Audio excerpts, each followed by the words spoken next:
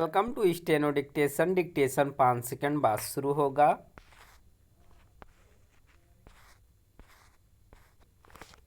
Start.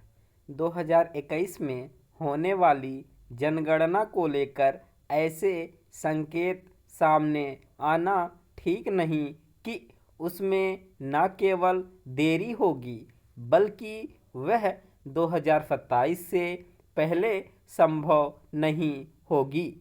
ऐसे संकेत इसलिए उभर रहे हैं क्योंकि इस बारे में अभी कुछ स्पष्ट नहीं कि वह वस्तुतः कब शुरू होगी।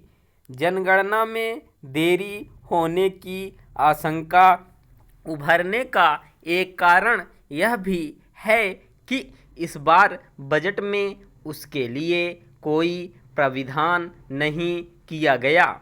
अब यदि अगले बजट में उसके लिए प्राविधान किया जाता है तो 2025-26 में ही जनगणना का काम शुरू हो सकता है। जनगणना एक लंबी और जटिल प्रक्रिया है और उसके पूरा होते होते यदि 2027 बीत जाए तो हैरानी नहीं।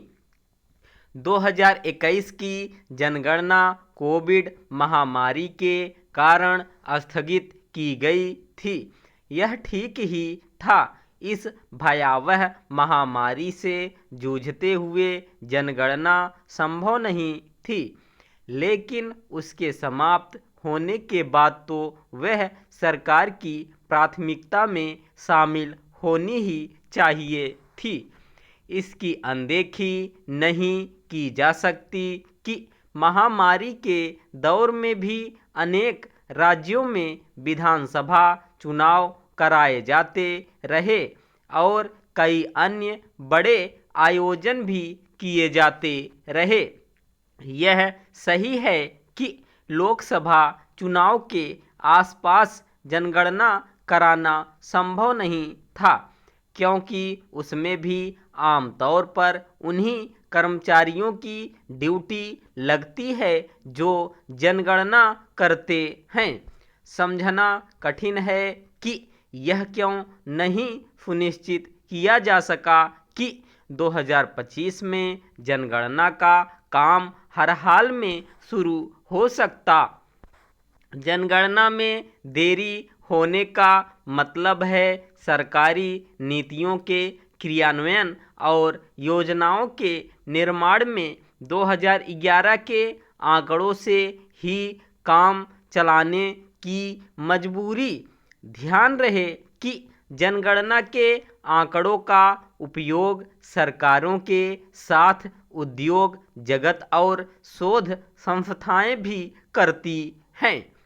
इसके अतिरिक्त संसद, विधानसभाओं और स्थानीय निकायों के प्रतिनिधित्व का आवंटन और निर्वाचन क्षेत्रों के सीमांकन में भी जनगणना के आंकड़ों का ही इस्तेमाल किया जाता है।